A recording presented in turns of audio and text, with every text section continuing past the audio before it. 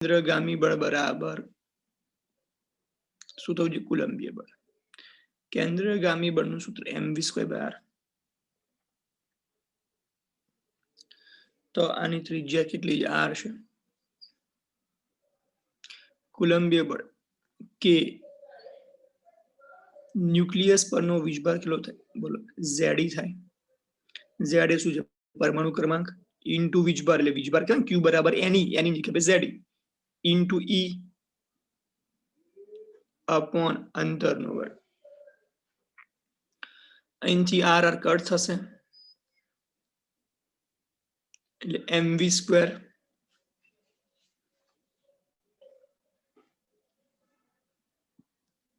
બરાબર k ની જગ્યાએ 1/4πε0 મૂકી દો ઇન્ટુ e²/r². હાઇડ્રોજન માટે સંદેશ સમજો તો હાઇડ્રોજન માટે Z બરાબર 1 થાય. હાઇડ્રોજનના સંદર્ભમાં શું બંને બાજુ 1/2 વડે ભાગીએ તો શું થાય? ગુણીએ તો અહીંયા 8 થઈ જશે. સોરી, અહીંથી એક ઉડે, અહીંથી ઉડા રહે છે. ઓકે, તો સૂત્ર શું? 1/2 mv² ને આપણે ગતિ ઉર્જા કહેતા.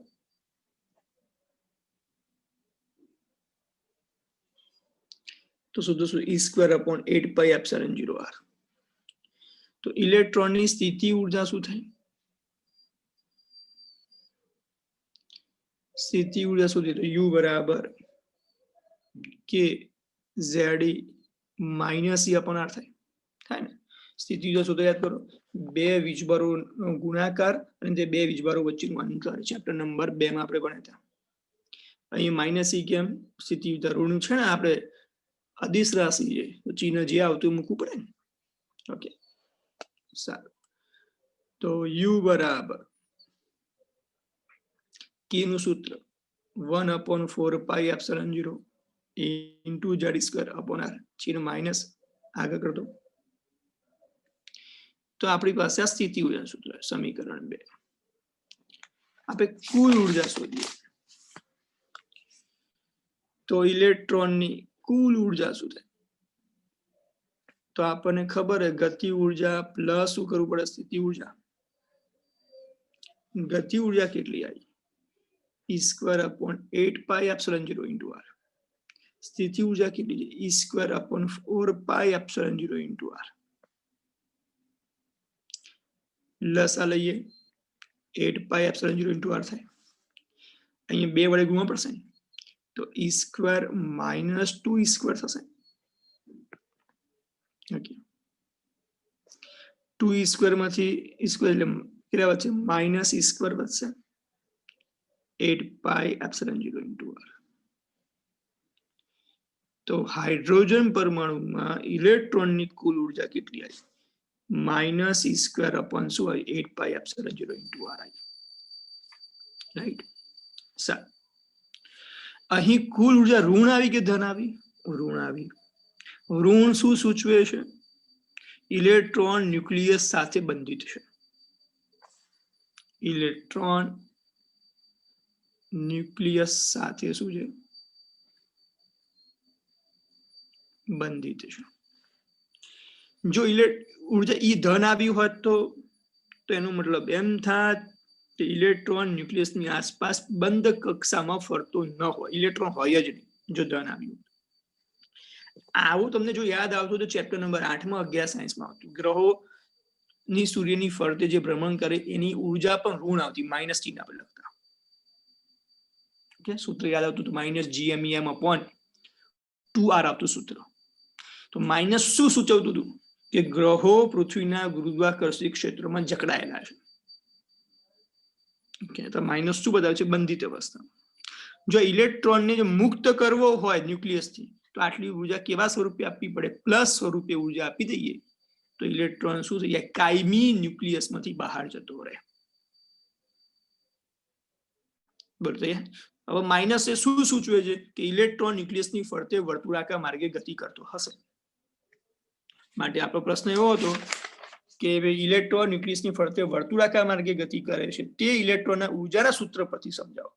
તો માઇનસ બતાવે છે કે ઇલેક્ટ્રોન ન્યુક્લિયસના બંધનમાં આવેલો છે અને વર્તુળાકાર માર્ગે ગતિ કરતો હશે. બોલ આવડે છે એ બધાને?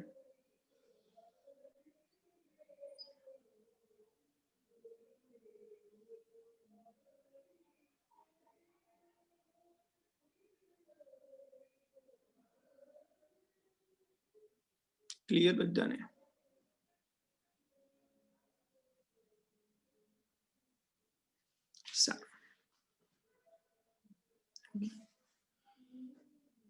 આના પરથી એમસીક્યુ માટે નોંધ પણ શીખી લઈએ.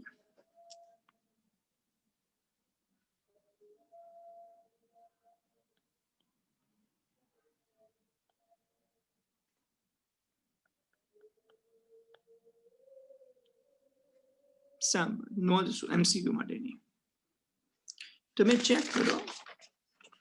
આ ગતિ ઉર્જા સૂત્ર E²/8πε0r અને કુલ ઉર્જા સૂત્ર કોણ E²/8πε0, ખાલી સાઇન નો ફરક. એનો મતલબ ગતિ ઉર્જા અને E ના સૂત્રો સમાન હોય, પણ ગતિ ઉર્જા હંમેશા ધન હોય અને કુલ ઉર્જા હંમેશા ઋણ હોય. ઓકે, બંને સમાન હોય પણ આ ધન હોય ઋણ હોય. બીજી ઘટના જોઈએ, આપણને સ્થિતિ ઉર્જાનું સૂત્ર શું આવ્યું હતું?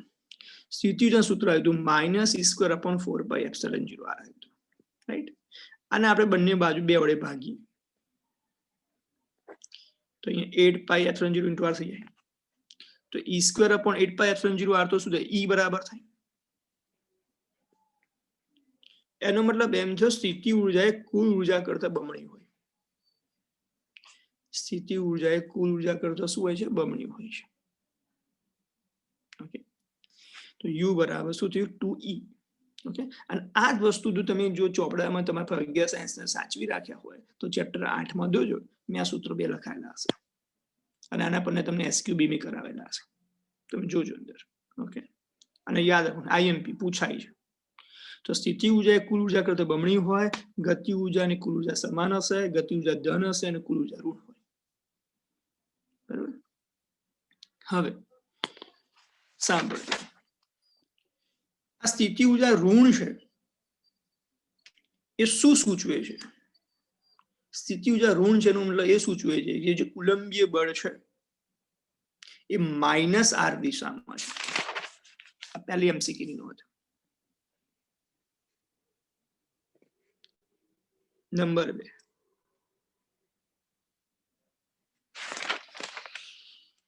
એક વિદ્યાર્થી યુ માં ઝેડ ના, પણ ઝેડ બરાબર શું છે? હાઇડ્રોજન માટે 1 છે ને, એટલે આપણે ઝેડ ની જગ્યાએ 1 લઈ જાય ને, એટલે ખાલી મેં E² અપનાવ્યું.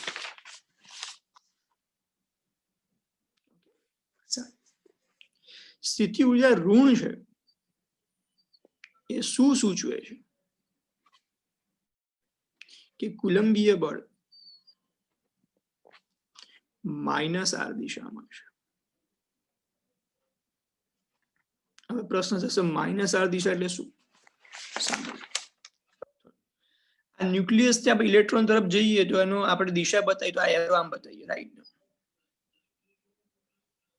હવે ઇલેક્ટ્રોન પર બળ ક્યાં લાગે છે? કેન્દ્ર તરફ, આ દિશામાં. માટે સ્થિત વિદ્યુતીય બળ એટલે કે કુલંબીય બળ એ -r ની ક્યાં છે? વિરુદ્ધ દિશામાં છે. ક્યાં છે? -r ની ક્યાં છે? વિરુદ્ધ દિશામાં. માટે યુ ઋણ એ શું છે કે કુલંબીય બળે -r ની દિશામાં છે. એટલે ક્લિયર થઈ ગયું બધા?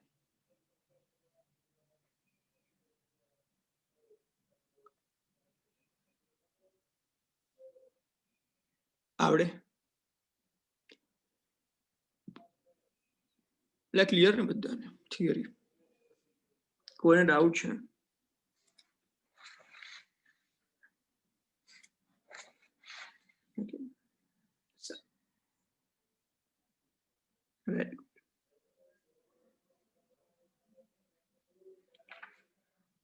હવે જોઈએ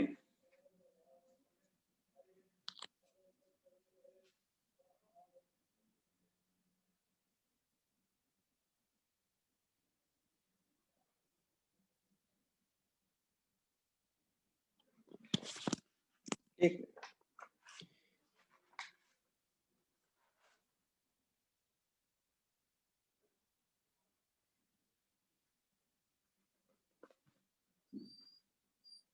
વર્ણપટ શ્રેણી કોને કહે છે એના વિશે કોઈ પણ આપણે તત્વ લઈએ એમાં જે ઉત્સર્જિત પ્રકાશ છે ની આવૃત્તિઓ ચોક્કસ નિયમિતતા ધરાવે જે પ્રકાશ બહાર આવે એની ચોક્કસ આવૃત્તિની નિયમિતતા ધરાવે હાઇડ્રોજન પરમાણુ સૌથી સાદામાં સાદો પરમાણુ છે હાઇડ્રોજનમાંથી જે તરંગો ઉત્સર્જિત થાય છે એની જે તરંગ લંબાઈ લઈએ કાં તો આવૃત્તિ લો તમે ગમે તે લો એને ક્રમશઃ જો ગોઠવતા જઈએ બધી ક્રમશઃ આવૃત્તિઓને ગોઠવતા જઈએ અને જે વર્ણપટ મળે આવા વર્ણપટને હાઇડ્રોજનનો સાદો વર્ણપટ કહે છે તો હાઇડ્રોજનની અંદર જે બાર પ્રકાશ આવે એમાં જે આ પ્રકાશમાં જે તરંગ લંબાઈ હોય જે આવૃત્તિ હોય એની ક્રમમાં ગોઠવતા જઈએ અને જે વર્ણપટ મળે જેને હાઇડ્રોજનનો શું કહેવાય સાદો વર્ણપટ કહેવાય આ ખાલી સમજવાનું બહુ તૈયાર કરવાની જરૂર નથી પ્રશ્ન હવે જે હાઇડ્રોજનમાં જે પરમાણુ છે એમાં જે વર્ણપટમાં આપણને રેખાઓની જે આવૃત્તિઓ મળી એને સમૂહ બનાવીએ ચોક્કસ ભાઈ આવૃત્તિઓનો સમૂહ બનાવ્યો ભાઈ એમ કીધું ભાઈ નાની કેટલી હાઈટના માણસો છે પેનથી કેટલી હાઈટના માણસો છે એવા સમૂહ આગળ પાછળ હોય થોડી કોકની હાઈટ માન લો કે આપણે સમૂહ બનાવો છે 1 થી 100 નો તો ભાઈ 1 થી 10 નો એક સમૂહ નંબર આવ્યો હોય 11 થી 20 માં જેનો નંબર આવ્યો એનો એક બીજો સમૂહ તો હાઇડ્રોજન વર્ણપટમાંથી જે આવૃત્તિઓ નીકળી જે તરંગ લંબાઈ જે વાળો જે હતો પ્રકાશ નીકળ્યો એમાં એક સમૂહ બનાવ્યો એ સમૂહ જે બનાવી એને વર્ણપટ શ્રેણી કહેવાય અને આવી વર્ણપટ શ્રેણીઓ કઈ કઈ છે તો આપણને ખબર લાઇમેન બામર પાસ્ટન છે એ શ્રેણી છે જે લાઇમેનના સૂત્રને અનુસરે એ લાઇમેન શ્રેણી જે બામરના સૂત્રને અનુસરે જે આવૃત્તિ એ બામર શ્રેણી એટલે ચોક્કસ આવૃત્તિઓનો સમૂહ અથવા ચોક્કસ તરંગ લંબાઈઓનો સમૂહ જેને શું કહેવાય વર્ણપટ શ્રેણી કહેવાય ઓકે સારું તો વર્ણપટ શ્રેણીઓ કઈ કઈ છે ઓકે તો વર્ણપટ શ્રેણીનો સૌ પ્રથમ શોધી કોને તો જેકોબ બામર નામના વૈજ્ઞાનિકે શોધી જેકોબ બામર નામના વૈજ્ઞાનિકે જે હાઇડ્રોજનમાંથી જે પ્રકાશ બહાર આવતો હતો એમાં દ્રશ્ય હાઇડ્રોજન જે પ્રકાશ બહાર આવ્યો એટલે કે વિદ્યુત ચુંબકીય તરંગ જે બહાર આવ્યું વિદ્યુત ચુંબકીય તરંગમાં કયો વિભાગ દ્રશ્ય વિભાગ જે ચેપ્ટર 8 માં તમને સમજાયા હતા ટોટલ નવા જુદા જુદા રેડિયો તરંગો હતા માઇક્રોવેવ તરંગો હતા પારક હતો પારજાંબલી હતો રેડિયો તરંગો હતા ઓકે પછી દ્રશ્ય વિભાગ હતો ગામા હતો એક્સરે હતો એમાં જે દ્રશ્ય વિભાગમાં એને તરંગ લંબાઈ શોધી દ્રશ્ય વિભાગમાં જે તરંગ લંબાઈનો સમૂહ હતો એને શોધ્યો અને દ્રશ્ય વિભાગમાં જે તરંગ લંબાઈનો સમૂહ મળ્યો એ કયા સૂત્રને અનુસરે છે એ બામર બનાવેલા સૂત્ર 1/λ બરાબર r 1/2 નો સ્ક્વેર -1/n નો સ્ક્વેર જ્યાં r ને શું કહે છે રીડબર્ગ અચળાંક કહે છે n ની સ્ટાર્ટ કરી થાય 3 4 5 6 થી સ્ટાર્ટ થાય રીડબર્ગ અચળાંકનું મૂલ્ય કેટલું 1.09737 ગુણ્યા 10⁷ મીટર ઇનવર્સ બોર્ડમાં પૂછાયેલો એમસીક્યુ રીડબર્ગ અચળાંકનું એકમ શું આ તો સંખ્યા એનો એકમ હોય જ નહીં લેમડાને સમમ આપે મીટરમાં મીટર ઉપર જઈને શું થાય મીટર ઇનવર્સ ઓકે યાદ રાખવાની દેખો આપણો 9737 તમારો મોબાઈલ નંબરનું પહેલા 4 આંકડા છે એટલે તમને યાદ તો આ પાછળ આગળ યાદ રહી જશે 1.0 પાછળનું યાદ રાખવાનું મારા મોબાઈલના પ્રથમ 4 અક્ષર છે 9737 બરાબર તમે અહીંયા n બરાબર 3 મૂકો n બરાબર કેટલા મૂકો 3 મૂકો તો પહેલી તરંગ લંબાઈ મળે જે પહેલી મળે 3 એને h આલ્ફા રેખા કહેવાય દ્રશ્ય વિભાગમાં જે તરંગ લંબાઈઓ મળે છે દ્રશ્ય વિભાગમાં નો જે દ્રશ્ય વિભાગમાં જે તરંગ લંબાઈ મળે છે એમાં n બરાબર 3 મૂકીએ એ પહેલી મહત્તમ તરંગ લંબાઈ મળે છે મોટામાં મોટી h આલ્ફા જેનું મૂલ્ય કેટલું છે 600 56.3 નેનોમીટર. આ દ્રશ્ય વિભાગમાં મળતી મોટામાં મોટી મહત્તમ તરંગલંબાઈ મૂલ્ય આટલું છે. 656.3 નેનોમીટર છે એ આ સૂત્રને અનુસરે છે. દ્રશ્ય વિભાગ મારે દ્રશ્ય વિભાગમાં જેટલી બી તરંગલંબાઈ મળે બાબરના સૂત્રને અનુસરે છે. n બરાબર 4 લઈએ તો આપણને મળે છે h બીટા. n બરાબર 5 લઈએ તો h ગામા. n બરાબર 6 લઈએ તો h ડેલ્ટા. એટલે n બરાબર ઇન્ફાઇનાઇટ લઈએ તો અહીં h ઇન્ફાઇનાઇટ. હવે સાંભળજો, તો આપણને ત્રણે મહત્તમ તરંગ લંબાઈ મળી, તો ઇન્ફાઇનાઇટ આપણને કેવી મળશે? ન્યૂનતમ તરંગ લંબાઈ મળશે. ફરી બોલો, એને આપણને મહત્તમ મળે છે. ધીમે ધીમે ક્રમશઃ શું થશે? જેમ જેમ n વધતો જશે એમ એમ આપણને લેમડા શું થશે? ઘટતો જશે. તો જેમ જેમ આ ક્વોન્ટમ નંબર વધતો જાય, n વધતો જાય, અંક વધતો જાય, એમ એમ આ લેમડા શું થાય? ઘટતો જાય. ઓકે, હવે તમને બતાવું આ લેખ આ ચોપડીમાં દેખો.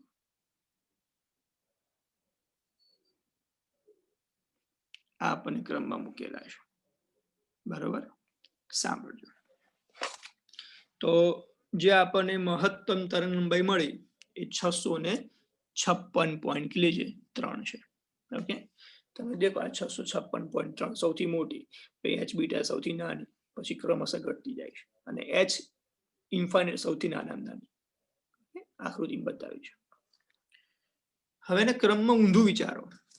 ચેપ્ટર 8 માં ભણ્યા આપણે c બરાબર f લેમ્ડા. તો લેમ્ડા બરાબર શું છે? c by f. તો લેમ્ડા અને f વચ્ચેનો સંબંધ વ્યસ્ત પ્રમાણમાં છે. તો એનો મતલબ n બરાબર 3 તમને તરંગ લંબાઈ મહત્તમ મળતી હશે, તો આની આવૃત્તિ કેવી હશે? ન્યૂનતમ હશે. અને h ઇન્ફાઇનાઇટ તરંગ લંબાઈ ન્યૂનતમ છે, તો આવૃત્તિ કેવી હશે? મહત્તમ હશે. યાદ રાખો, MCQ માટે મોસ્ટ IMP. બરોબર. તો n બરાબર ઇન્ફાઇનાઇટ, તો n બરાબર, ફરી બોલું, n બરાબર 3 તમને તરંગ લંબાઈ કેવી મળે? મહત્તમ તરંગ લંબાઈ. લંબાઈ, તરંગ લંબાઈ અને આવૃત્તિ વચ્ચે વ્યસ્ત પ્રમાણનો સંબંધ છે. તો તરંગ લંબાઈ મહત્તમ હોય તો આવૃત્તિ શું હોય? ન્યૂનતમ હોય. તો આ 656.3 નેનોમીટર તરંગ લંબાઈ મહત્તમ છે. તો ન્યૂનતમ તરંગ લંબાઈ કેટલી છે? એ 364.6 છે. આ બંને યાદ રાખવાના મૂલ્યો. મૂલ્યો પૂછાતા નથી પણ યાદ રાખવા. અને યાદ રાખવાની જરૂર નથી. તમે આમાં કિંમત, સૂત્ર યાદ રહ્યું, n બરાબર 3 મૂકો, r ની કિંમત મૂકો, સાદરૂપ આપો, લેમડાને કરતા બનાવો. બરોબર. અહીં n બરાબર ઇન્ફાઇનાઇટ મૂકો તો 1 upon ઇન્ફાઇનાઇટ તો 0 થઈ જાય, એટલે બધે આટલું જ. r ની કિંમત આપણને યાદ જ છે, મૂકો, લેમડા મળી જાય. એટલે ગોખવાની જરૂર નથી. બરોબર, રેડી? સારું. હવે એમ પ્રશ્ન છે, અનંતથી જેમ જેમ દૂર જઈએ તો રેખાઓ દેખાતી? અનંતથી જેમ જેમ દૂર જઈએ એમ રેખાઓ કેવી દેખાય છે? અસ્પષ્ટ દેખાય છે, એટલે બહુ ક્લિયર દેખાતી નથી. એટલે તેના બદલે તે કેવો દેખાય? ઝાંખો સતત વર્ણપટ દેખાય. કેવો દેખાય? ઝાંખો. અને કેવો દેખાય આપણને? સતત વર્ણપટ દેખાય. એના પછીના ભાગ. ત્યાર પછી લાયમન નામનો વૈજ્ઞાનિક આવ્યો, તો એને લાયમન શ્રેણી નક્કી કરી. એનું સૂત્ર એને આપ્યું 1² માઇનસ n². n બરાબર 2, 3, 4, 5 થાય. આ કયા વિભાગમાં મળે? પારજાંબલી વિભાગમાં. તો પારજાંબલી વિભાગમાં જે તરંગ લંબાઈનો જે સમૂહ મળતો હશે એ લાયમનના સૂત્રને અનુસરતું હશે. એનો અર્થ એવો, એટલે લાયમનનું જે શ્રેણીનું સૂત્ર, એટલે લાયમન શ્રેણી, બરોબર. એ રીતે પછી બામરનું એક સૂત્ર, જે તરંગ લંબાઈનો સમૂહ, એટલે બામર સૂત્ર. આવી બધી શ્રેણીઓ ભેગી થાય એટલે વર્ણપટ રચાય. લાયમન શ્રેણીનું, બામર શ્રેણીનું, પાશ્ચન શ્રેણીનું. ઓકે, લાયમન પછી કઈ શ્રેણી આવે? પાશ્ચન શ્રેણી આવે. એ કયા સૂત્રને અનુસરે? અહીં 3² આવે. પાશ્ચન પછી કઈ શ્રેણી આવે? બ્રેકેટ શ્રેણી આવે. એ કયા સૂત્રને અનુસરે? 4 ને. n બરાબર 5 થી સ્ટાર્ટ થાય. પછી કઈ શ્રેણી આવે? ફંડ શ્રેણી આવે. ઓકે, એ કયા સૂત્રને છે? 5 ને. ઓકે, n બરાબર છે. હવે સાંભળજો મારી વાત. n બરાબર તમે અહીંયા 2 લો ત્યારે તમને શું મળે? લાઇમન આલ્ફા મળે પહેલી. તો 12 માં n બરાબર 3 h આલ્ફા મળે. ફરી બોલું, 12 માં તમને 3 h આલ્ફા મળે તો લાઇમનમાં 2 આલ્ફા મળે. તો પાસ્ટનમાં 4 મળે, બ્રેકેટમાં 5 મળે અને ફંડમાં 6 મળે. ઓકે, તો આપણી પાસે 5 શ્રેણી છે. એની યાદ રાખવાની શોર્ટ ટ્રીક. એવું આવું કેમિસ્ટ્રીમાં સરે સમજાવ્યું છે. લાય બાપા બેંકમાં ફંડ. ઓકે, લાય મીન્સ લાયમેન શ્રેણી, બા મીન્સ બામર શ્રેણી, પા મીન્સ પાસ્ચન શ્રેણી, બ્રેકેટ અને ફંડ ક્રમમાં થઈ જાય. આમાં સ્ટાર્ટ થાય 1 થી, આમાં 2 થી, આમાં 3 થી, આમાં 4 થી, અહીંયા 5 થી. 1 નો વર્ગ, બામરમાં 2 નો વર્ગ આવે, પછી પાસ્ચનમાં 3 નો, બ્રેકેટમાં 4 નો અને ફંડમાં 5 નો. બોલો તૈયાર એટલા સુધી બધાને?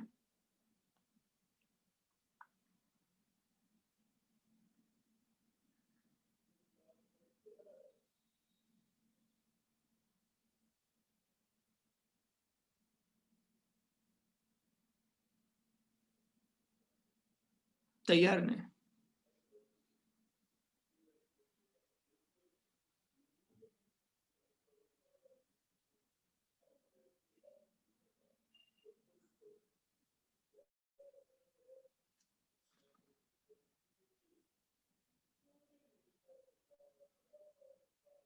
બોલો કોઈને ડાઉટ છે? શ્રેણીઓમાં કોઈને ડાઉટ છે ક્યાંય? આ શ્રેણીઓ શું કહેવા માંગે એ સમજણ પડી ગઈ ને? ઓકે, મને હું જેટલી વાર પ્રશ્ન પૂછતો ને જયારે છોકરાઓને, એમને શ્રેણી એમને ખાસ સૂત્ર જ ખબર હોય, પણ શ્રેણીનો મિનિંગ શું છે ખબર નહીં. શ્રેણીનો મિનિંગ એ છે કે હાઇડ્રોજનમાંથી જે વિદ્યુત ચુંબકીય તરંગ ઉત્પન્ન થાય છે એની અંદર જુદી જુદી તરંગ લંબાઈ વાળો પ્રકાશ હોય છે. એમાં જે ચોક્કસ તરંગ લંબાઈને જે અનુસરે એ શ્રેણી કહેવાય. અને આવી બધી શ્રેણીઓથી જે વર્ણપટ બન્યો એને આપણે વર્ણપટ તરીકે ઓળખીએ છીએ. શ્રેણીઓ ભેગી થઈને શું બનાવે? વર્ણપટ બનાવે. ક્લિયર ને? હવે પ્રશ્ન થાય કે સર આપણને દ્રશ્ય વિભાગમાં જે શ્રેણી મળી એ બામર હતી, લાઇમેન પારજાંબલી. તો સર પાસ્ચન બ્રેકેટ ને ફંડ એ પારક્ત વિભાગમાં મળે છે. પ્રશ્ન સર એક જ વિભાગમાં 3 અલગ અલગ, તો એમાં એવું હશે કે પારક્ત વિભાગમાં જે શરૂઆતનો ભાગ સ્ટાર્ટિંગમાં નીકળતી છે આને અનુસરતી હશે, પછી મધ્ય ભાગે તરંગ લંબાઈ બદલાતી હશે એ આ અનુસાર, અને જે અંત ભાગે જે મળતી છે આ હશે. બરાબર? એટલે એક જ વિભાગમાં તરંગ લંબાઈનો સમૂહ અલગ અલગ વહેંચાય છે. સ્ટાર્ટિંગ, મધ્ય અને અંત. ક્લિયર? સમજ પડે કે ભાઈ?